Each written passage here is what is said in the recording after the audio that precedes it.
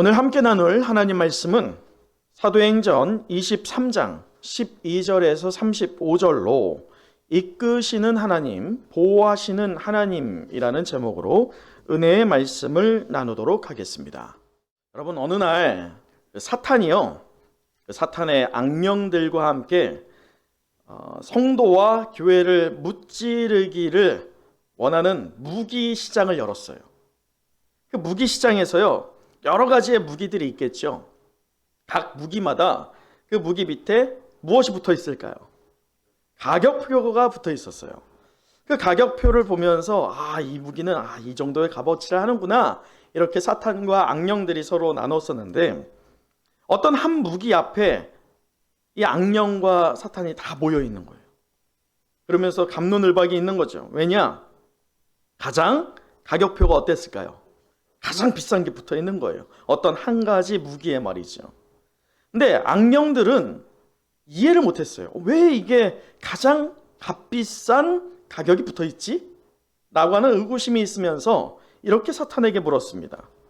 사탄이요, 이 무기는 왜 다른 것에 비해서 크지도 않은데도 불구하고 이처럼 비싼 가격표가 매겨져 있습니까?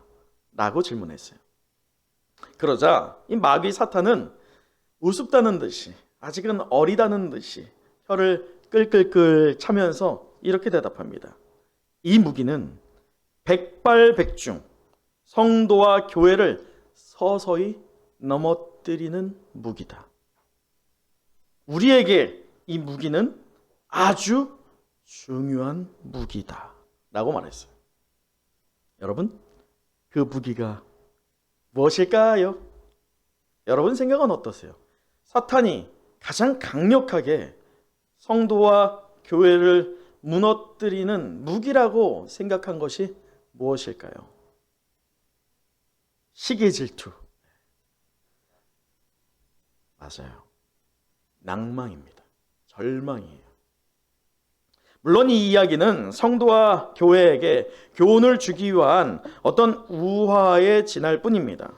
그러나 우리 주변에 신앙생활을 잘 하다가, 열심히 하다가 이 마귀가 가진 낭망, 곧 절망이라는 무기 앞에 처참히 무너져가는 성도들이 결코 적지 않은 시대가 오늘 우리가 노출되어 있고 우리가 살아가는 오늘의 이 시대입니다.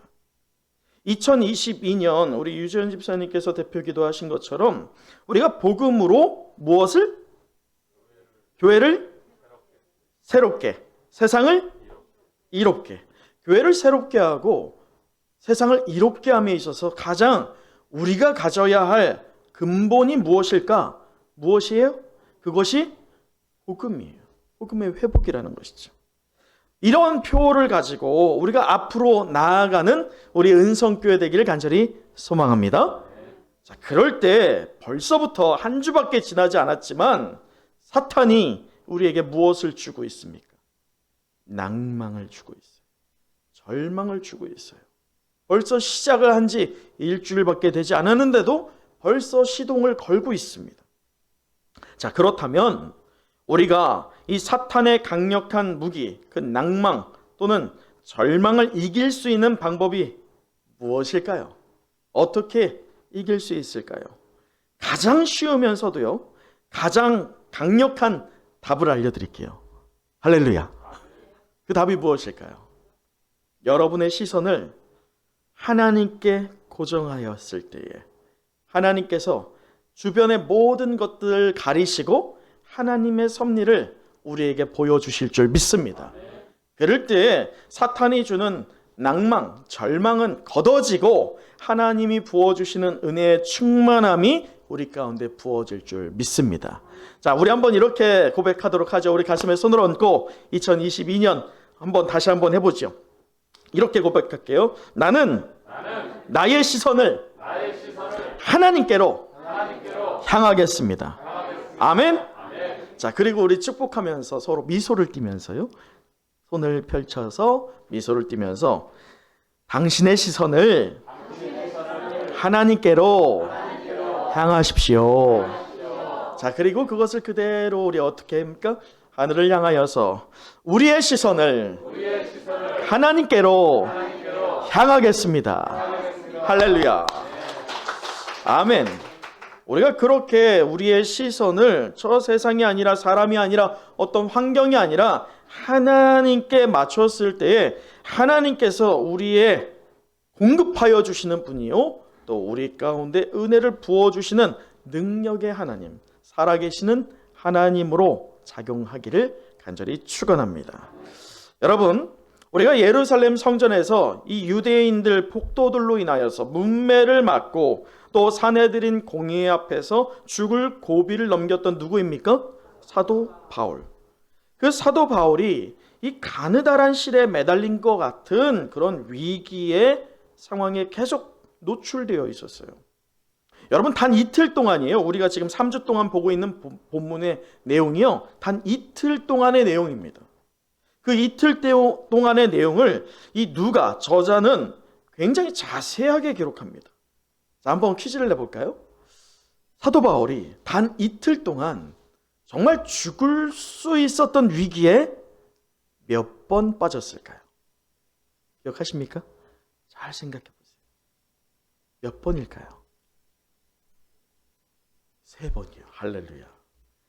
21장 31절을 한번 볼까요? 21장 31절에 보면 이렇게 기록되어 있어요. 그들이 그를 죽이려 할 때에 온 예루살렘이 어떻게 합니까? 요란하다는 소문이 들리죠. 누구에게? 천부장에게. 그래서 천부장을 통해서 하나님께서 사도 바울을 건지시죠.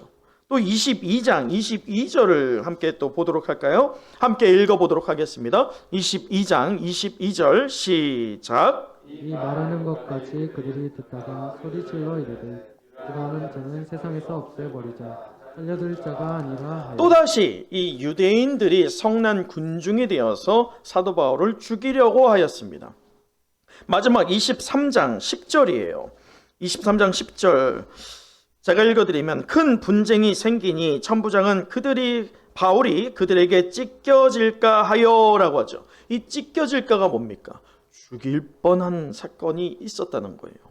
3번이나 사도 바울을 죽이려고 하는 시도가 있었어요. 단 며칠 동안에?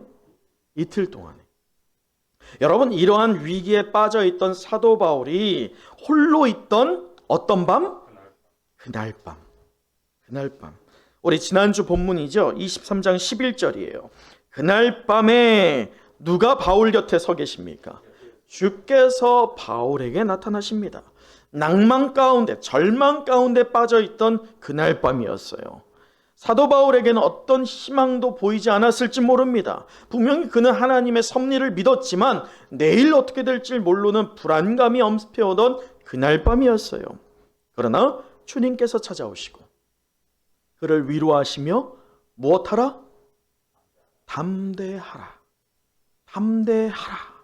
라고 격려하실 때에 자기 눈앞에 두려워졌던 이 두려움이 아니라 누구를 바라봤습니까?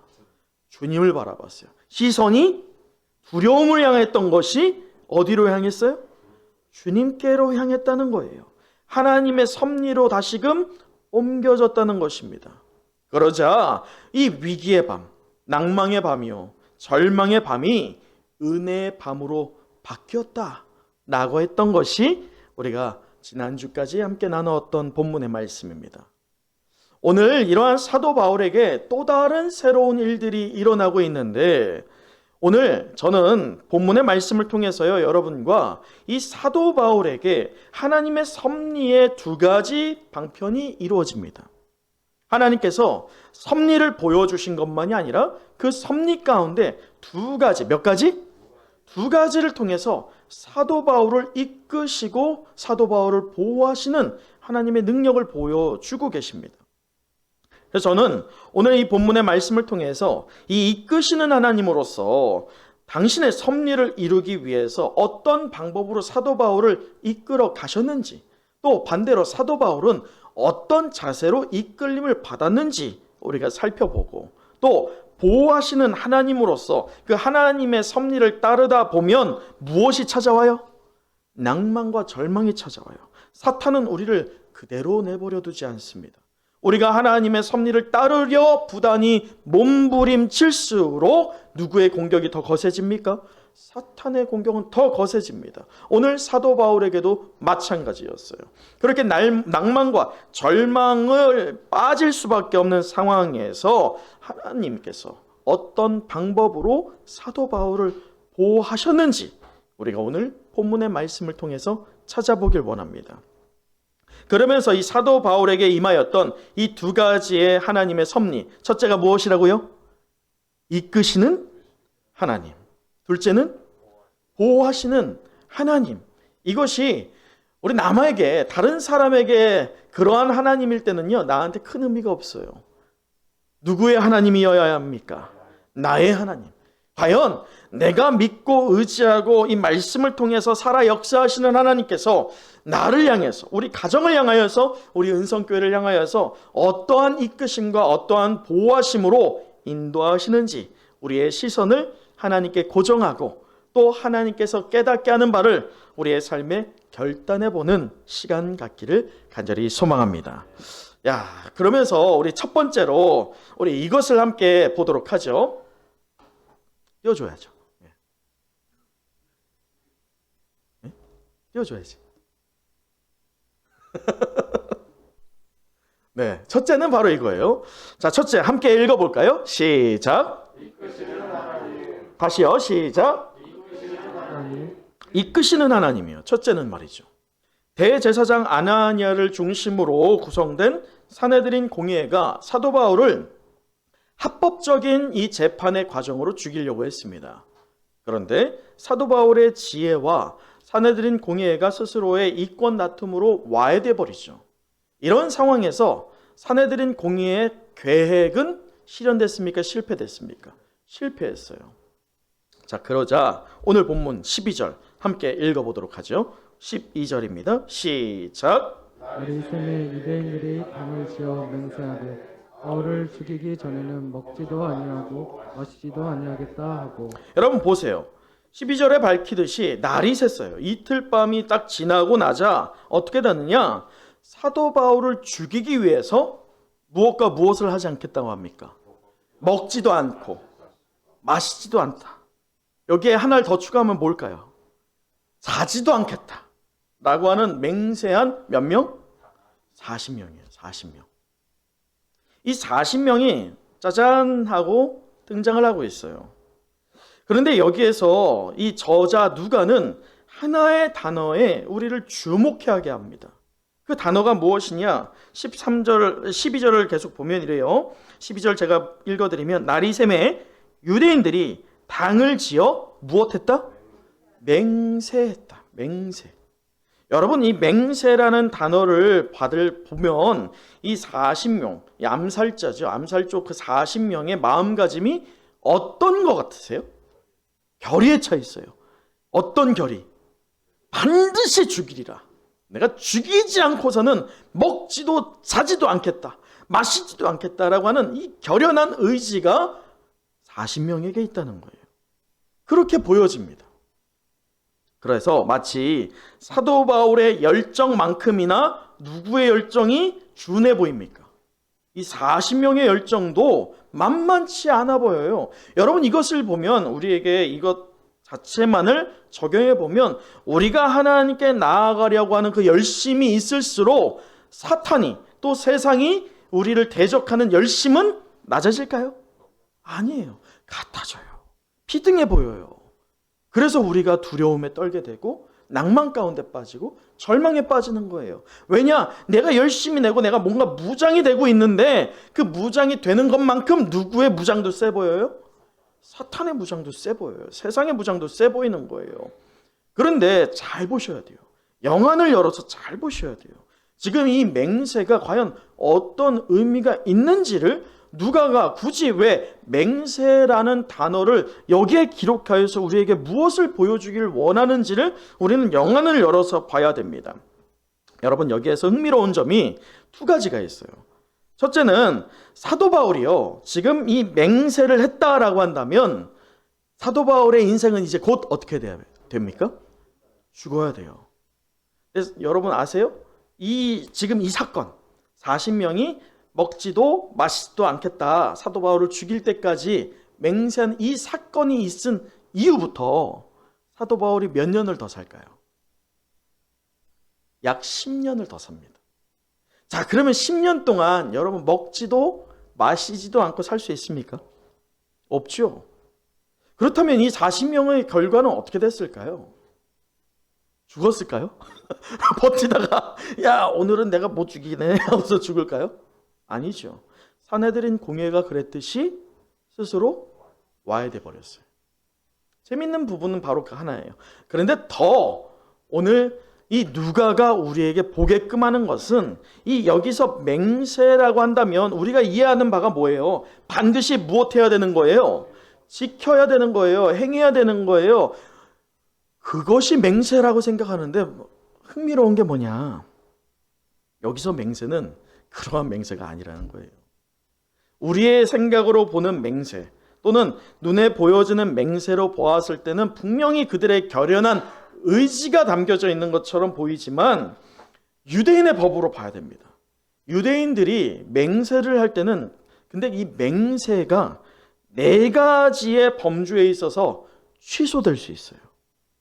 맹세를 한다면 우리의 입장에서는 반드시 지켜져야 돼요. 그것이 이루어질 때까지 이 맹세는 파기될 수 없습니다. 유대인의 법안에서는 4가지의 예외 상황이 있다는 거예요.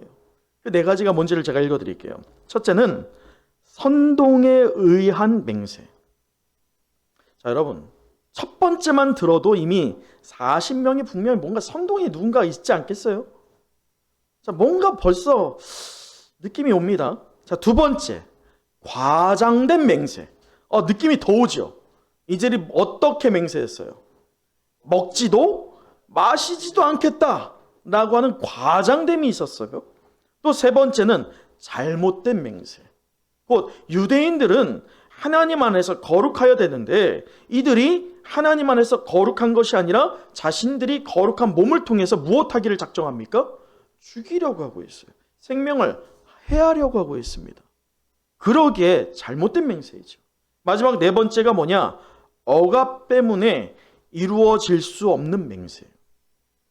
이것들을 통달해서 우리가 살펴보면 이 맹세가 당연히 지켜질 수밖에 없는 맹세가 아니라 깨질 것을 생각하고 빠져나갈 수 있는 그 여지를 남겨둔 맹세라는 것을 우리는 깨닫게 됩니다. 자, 또한 14절을 함께 읽어보도록 하죠. 14절입니다. 읽어봅니다. 시작. 대제사장들과 장로들에게 가서 말하되 우리가 바울을 죽이기 전에는 아무것도 먹지 않기로 그때 맹세하였으니. 자, 이들이 맹세를 하는데 맹세를 할 때 여러분 만약에 맹세를 한다면 주님께서는 맹세하지 말라고 했지만 당대의 유대인들은 맹세를 많이 했어요. 그렇기 때문에 주님께서 맹세하지 말라고 권면을 한 겁니다. 그렇다면 맹세를 할 때 누구에게 맹세를 했을까요? 하나님께 해야죠. 그런데 잘 보세요. 14절에 이들이 누구에게 찾아가서 맹세하고 있어요? 사내들인 공예를 찾아가고 있어요. 곧 이들이 마치 하나님을 향한 믿음의 반응처럼 분노하면서 사도 바울을 죽이기를 맹세하고 있지만 이들이 맹세하고 있는 대상이 하나님입니까? 아니에요. 누구예요? 사내들인 공예, 사람이에요. 곧 이 사내들인 공예라고 하는 막강한 지지 세력을 등에 업은 채 마치 신앙을 드러내는 것인 양 거짓 맹세를 하고 있는 거예요. 헛된 맹세를 하고 있는 것입니다. 그렇습니다. 이 암살자 40명이 맹세하는 것은 하나님이 아니라 세상 사람들에게 보여주길 원하는 헛된 맹세요. 또 하나님이 아니라 사람에게 의지하여서 하는 맹목적인 맹세밖에 지나지 않았다는 것이에요. 그러니 당연히 자신이 이 하나님께서 나를 칭하셨다라고 하는 선민의식으로 무장되어 있었음에도 불구하고 자신의 육체를 의의 병기가 아니라 살인의 병기, 불의의 병기로 사용하고 있는 것은 전혀 이상할 것이 아니라는 것이죠. 자, 이런 40명의 모습에서 하나님의 이끄심의 모습 보이십니까? 전혀 보이지 않아요. 여러분, 여기서 우리가 깨달을 수 있는 바는 뭐냐? 하나님의 이끄심이 있기 위해서는 이끄심은 분명히 있어요. 이들 가운데에도 계속 이끄기 위하여서 누구를 보냈습니까? 수많은 선지자를 보내었고, 예언자들을 보내었고, 하나님의 사람들을 보내었고, 신약 시대에 예수 그리스도까지 보냈음에도 불구하고 그들의 귀가 어떻게 있어요? 닫혀 있어요. 눈은요? 멀어져 있어요. 보지 못하고 있어요. 하나님의 이끄심은 계속 있음에도 불구하고 누가 안 붙잡는 겁니까? 유대인들 스스로가 붙잡지 않고 있는 거예요. 자, 누가는 이러한 일련의 사건을 통해서 우리에게 영적 도전 한 가지를 주고 있습니다. 곧 여기에서 우리가 깨닫는 바가 무엇이어야 하는가? 우리 역시나 착각에 빠질 수 있다는 것을 깨닫게 합니다. 자신의 몸을 불의의 병기로 죄에게 드리면서도 자신을 선하다라고 생각하였던 유대인들처럼 우리 역시나 우리네 신앙이 그러한 모습일 수 있다는 것이죠. 또 자기 신앙이 장성한 분량에 이르러야 되는데도 불구하고 이르렀다라고 이미 누가 인정합니까? 내가 인정하는 거예요. 원래 누가 인정해야 돼요? 하나님이 인정해야 돼요. 또요, 주위 사람들이 저분은 정말 믿음이 진실되다 라고 인정을 받아야 되는데 누가 인정해요? 내가 인정하는 거예요. 나는 장성한 분량에 이르렀어. 그게 유대인들의 모습이었어요. 그와 같은 신앙의 반응이 우리에게도 있지는 않는가 점검해야 하는 이 예배의 시간이어야 할 줄 믿습니다. 그러기에 사도 바울을 한번 보세요. 사도 바울이 자신께 하나님께서 두신 목적, 곧 섭리를 이루기 위해서 로마의 복음을 증거하기 위해서 맹세를 한 적이 있어요, 없어요? 한 번도 없어요. 맹세를 하지 않았어요. 그러나 그는 도무지 맹세하지 말라라고 하는 주님의 말씀에 순종하여서 맹세를 한 적은 없습니다. 그렇지만 하나님의 이끄심에 어떻게 반응했어요? 순종했어요. 구약시대에 이 사무엘이 제사를 드려야 되는데 사울 왕이 기다리지 못하고 그가 제사를 드립니다. 왜냐? 제사를 드리는 것이 하나님께 우선된다라고 생각했던 거예요. 그러나 하나님께서는 무엇을 요구하십니까? 순종이 제사보다 낫다. 여러분, 예배 의식이 지금 이 유대인들에게 그대로 있어요. 정결 예식을 그대로 지키고 있습니다. 그런데 과거에 사울에게 보여지지 않았던 순종이 지금 유대인들에게 여지없이 보여지지 않고 있고, 이 맥락이 오늘 우리에게도 보여지지 않는다라고 한다면 우리는 아무리 신앙생활을 한다 할지라도 헛된 맹세요, 맹목적인 맹세 같은 껍데기 신앙밖에 되지 않는다는 것입니다. 그러기에 우리는 이 유대인들을 반면교사 삼고 사도 바울을 본받아서 예수 그리스도께서 우리를 이끌어 가심에 있어서 온전히 무엇에 반응을 해야 됩니까? 순종의 반응. 우리의 입으로 고백할 필요 없어요. 맹세할 필요 없어요. 삶으로 드러내면 될 줄 믿습니다. 그럴 때 빈수레가 어떻다고요? 요란해요. 빈수레가 요란해요. 여러분 기억하세요. 사도 바울은 입으로 그렇게 말한 적이 없어요. 행함으로 드러냈어요. 삶으로 증거했어요.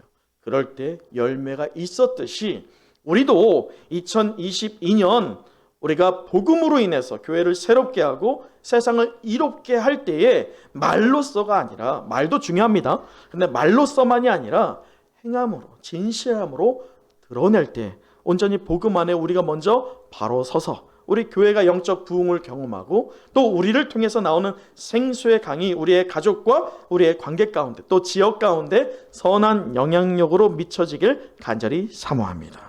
자, 둘째로 또 무엇이 있느냐? 자, 둘째 함께 읽어보도록 하죠. 시작. 다시 한번요. 시작. 보호하시는 하나님. 우리 15절을 읽어보도록 할까요? 15절이에요. 시작. 이제 너희는 그의 사실을 더 자세히 물어보려는 척하면서 공회와 함께 천부장에게 청하여 바울을 너희에게로 데리고 내려오게 하라. 우리는 그가 가까이 오기 전에 죽이기로 준비하느라 하더니. 여러분, 암살단 40명이 지금 사내들인 공회와 결탁하여서 바울을 죽이려고 하는 음모를 꾸미고 있습니다. 이들의 이 잔혹한 음모로부터 하나님께서 어떻게 보호하시고 있느냐? 자, 여러분 특이한 점이 있어요. 성경에서는 이때까지요, 사도 바울의 친인척 관계를 한 번도 밝힌 적이 없어요. 베드로는 어떨까요? 밝혔죠. 어떤 걸로요? 장모가 있었어요. 그렇잖아요. 그렇죠. 베드로의 동생들도 있어요. 그런데 유독 사도 바울만큼은 한 번도 가족사를 드러낸 적이 없습니다. 그런데 오늘 처음으로 가족이 등장해요. 그 가족이 누구냐? 말씀을 보세요. 16절입니다. 바울의 무엇? 생질. 생질이 뭘까요? 조카예요, 조카. 마치 저와 저기 뒤에 있는 은호 형제, 이 관계. 사도 바울이 이 청년, 이름은 알지 못합니다. 이 청년의 외삼촌이었어요. 근데 이 생질이 지금 하나님께서 쓰임받고 있죠. 어떻게 되느냐? 20절에서 21절 제가 읽어드리면, 대답하되 유대인들이 공모하기를 그들이 바울에 대하여 더 자세한 것을 묻기 위함이라 하고 내일 그를 데리고 공회로 내려오기를 당신께 청하자 하였으니, 이것은 지금 이 청년이 들은 바예요. 40명과 사내들인 공회가 결탁하고 있는 이 잔혹한 음모에 대해서 이미 누가 들은 거예요? 생질이 들었어요. 이 청년이 들었어요. 그러면서 21절, 당신은 그들의 청함을 무엇하라? 따르지 마옵소서 라고 사실 선을 넘고 있어요. 말해주고 보고로 끝내야 되는데 보고에서 끝나는 것만이 아니라 방법까지 제안하고 있습니다. 이것을 천부장이에요. 천부장에게 이렇게 한다는 것은 결코 쉬운 문제는 아닙니다. 그런데 잘 보세요. 그들 중에서 바울을 죽이기 전에는 먹지도 않고 마시지도 않기로 맹세한 자 40여 명이 그를 죽이려고 숨어서 지금 다 준비하고 당신의 허락만 기다리나이다 하니, 22절, 이에 천부장이 청년을 보내며 경계하되 이 일을 내게 알렸다고 아무에게도 이르지 말라 하고라고 하죠. 이것을 보자면 천부장이 이 청년의 고백을 그냥 헛되이 들었습니까? 아니었어요. 19절 보세요. 천부장이 그의 손을 잡고 물러가서 조용히 묻되, 둘만의 공간에서 조용히 묻습니다. 할 말이 무엇이냐? 라고 말이죠. 이럴 때면 이미 바울의 생질이라고 하였던 그 존재감으로서 천부장의 마음이 이미 열린 것이에요. 그런데 누가가 왜 이 생질을 기록했을까? 오늘 또 우리는 이것을 주목해야 됩니다. 어찌 보면요, 그냥 믿음의 눈이 아니라 그냥 우연이라고 하는 상황을 놓고 보자면, 이 생질이라고 하는 청년이 우연히 지나가다가 사내들인 공회와 40여 명이 결탁하고 있는 음모를 들었고, 또 우연한 과정에서 지금 천부장에게 말하고 있는 것처럼 보입니다. 그러나 믿음의 눈으로 보자면 이 뒤에서 모든 것을 조장하고 있는 분이 계십니다. 그분이 누구입니까? 하나님이세요. 하나님께서 우연이 아니라 지금 하나님의 필연으로, 하나님의 계획으로 이 생질을 갑작스럽게 사용하시고 계시는 것입니다. 누가는요, 이 사도행전을 기록하면서 어떤 기적적인 하나님의 방법들을 기록했어요. 마치 베드로가 옥에서 나왔던 사건들, 또는 베드로뿐만 아니라 사도 바울이 사람들을 고쳤던 사건들, 굉장히 기적적이었죠. 또 비상한 방법도 있었어요. 그러한 하나님의 방법들이 있었다라고 한다면, 오늘 이 생질을 통해서 우리에게 하나님이 보여주시는 방법은 무엇이냐? 아주 자연스러운 방법이에요. 예의주시하지 않고 민감하게 다가가지 않으면 하나님의 방법인 것인지도 모를 정도로 아주 자연스러운 방법들조차도 하나님께서 조장하고 계시다는 것을 우리에게 보여주고 있다는 것입니다. 그러기에 이 자연스러운 방법이 오늘 누구에게도 미치고 있습니까? 여러분이 오늘 이 예배의 자리에 오는 것도 아주 자연스러운 루틴이었을지 몰라요. 매번 하던 그 패턴대로 오셨을지 모릅니다. 그러나 이 자연스러운 과정과 방법을 여러분이 하신 것이 아니라 누가 하신 겁니까? 하나님께서 하시는 거예요. 그것을 지금 이 생질을 통해서 보여주고 있다는 것이죠. 그래서 우연이 아니라 필연으로서 하나님의 계획을, 하나님의 이끄심을, 또 하나님의 보호하심을 경험하는 저와 여러분 되시는 우리 은성교회 되길 간절히 소망합니다. 이어서 하나님께서는 또 한 명을 사용하시지요. 그 한 명이 누구입니까? 바로 천부장입니다.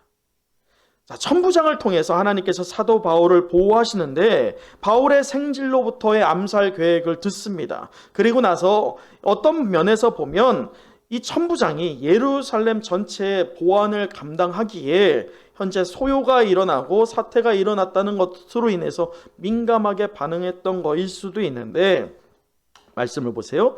우리 23절 함께 읽어보도록 합니다. 23절 시작. 백부장들을 불러 이르되 밤 제3시에 가이사랴까지 갈 부병 200명과 부병 70명과 홍병 200명을 준비하라 하고. 여러분 지금 몇 시예요? 밤 제3시가 몇 시예요? 9시. 저녁 9시. 여러분 저녁 9시, 우리 은호 형제가 제대한 지 얼마 안 됐지만 저녁 취침 점호가 몇 시입니까? 9시에 점호해서 몇 시에 자요? 10시에 취침이에요. 군인들이 말이죠.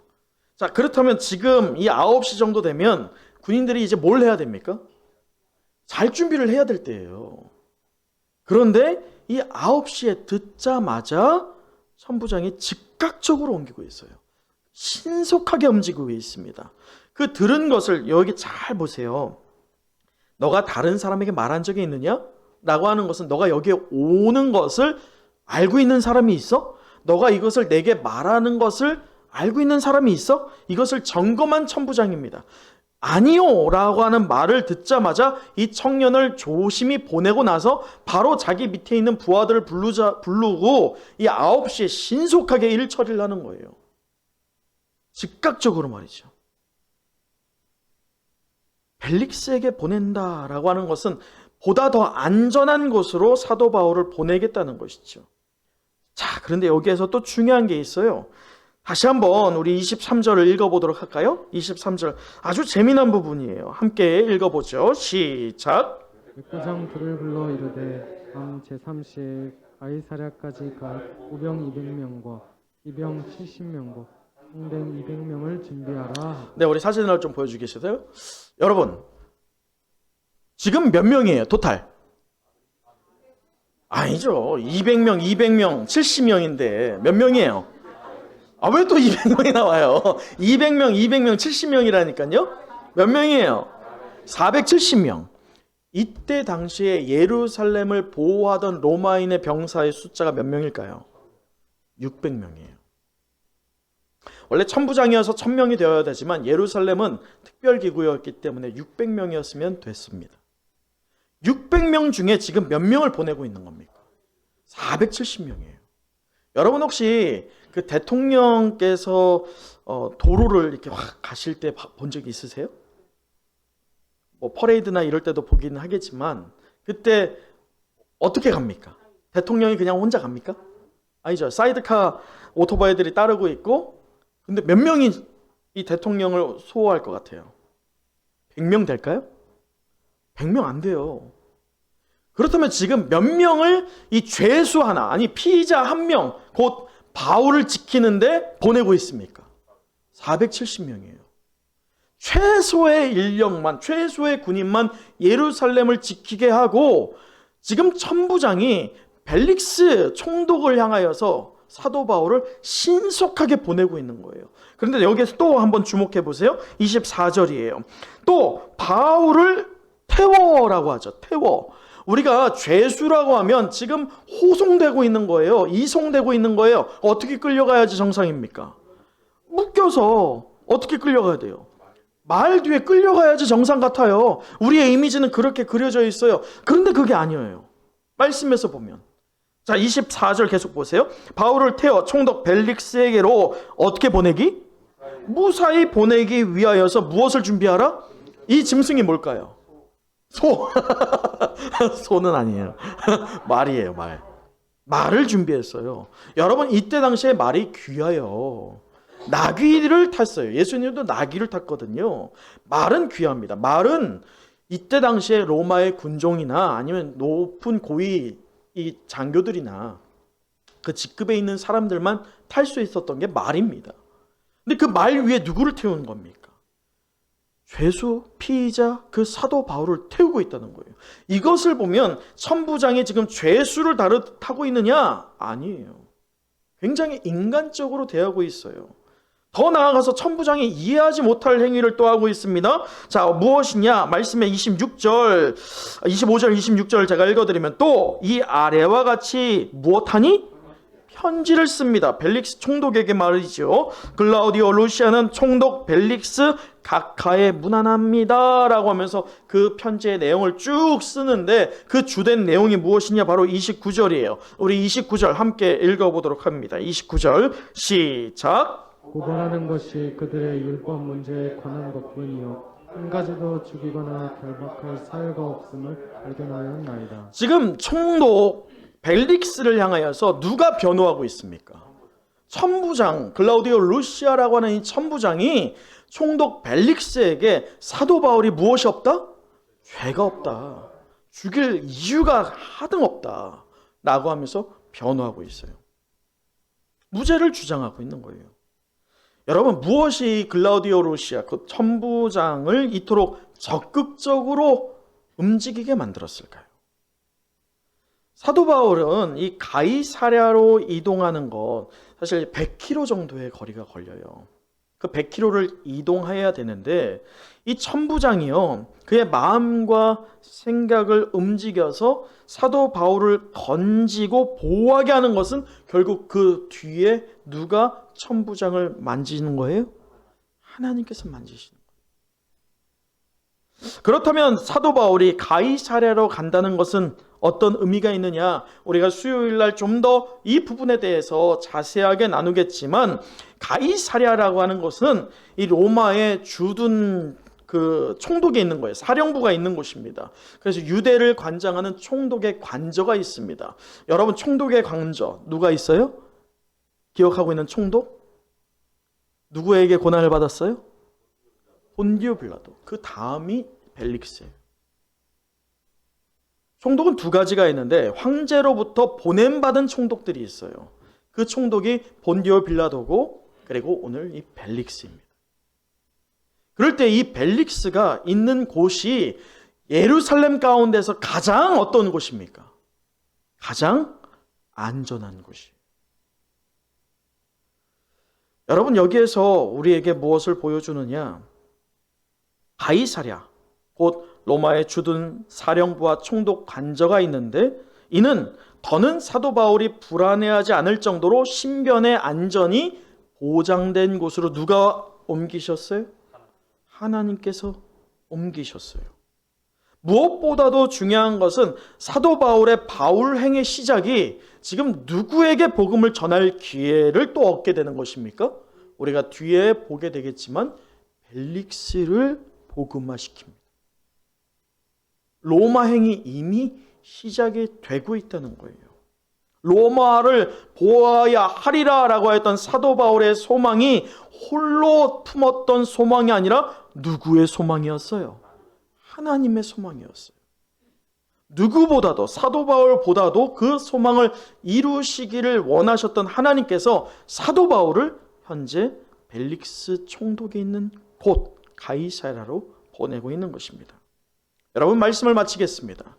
오늘 우리가 사도행전을 통해서 원형적인 복음이 무엇이며 또 이를 우리 신앙에 어떻게 적용하여서 2022년 복음으로 교회를 새롭게, 세상을 이롭게 이 표대로 우리가 어떤 선한 열매를 맺을까를 탐색하면서 이끄시는 하나님, 보호하시는 하나님이라는 제목으로 은혜의 말씀을 나눴습니다. 우리 마지막으로 35절 함께 읽어보도록 하겠습니다. 35절 시작. 이르되 너를 고발하는 사람들이 오거든 내 말을 들으리라 하고 그릇 공에 그를 지키라. 은혜와 성령이 함께하는 은성의 성도 여러분, 하나님께서는 자신의 섭리를 이루기 위해서 사도 바울이 나가고자 하는 방향으로 더 빨리 가게 하셨어요. 더 안전한 곳으로, 하나님이 원하시고 자신이 원하는 방향으로 더 빨리 하나님께서 이끌어 가셨습니다. 여러분이 이 말씀을 접하면서 어떤 생각을 하게 되시나요? 어떤 마음이 드시나요? 우리는 여기서 대단히 중요한 영적 원리를 하나 발견할 수 있습니다. 아니, 깨달아야만 합니다. 대적 사탄은요, 시도 때도 없이 우리를 낭만, 곧 절망으로 몰아갈 것이 분명합니다. 이 예배의 장소에 나가는 순간부터 사탄은 그의 강력한 무기로 우리를 넘어뜨리려 할 것입니다. 그럴 때 우리는 떨고만 있어서는 안 돼요. 두려움에 사로잡혀 있어서는 아무것도 이룰 수가 없습니다. 그때 우리의 시선이 그 두려움이 아니라 하나님의 섭리로 시선을 옮기는 결단이 우리에게 있기를 간절히 사모합니다.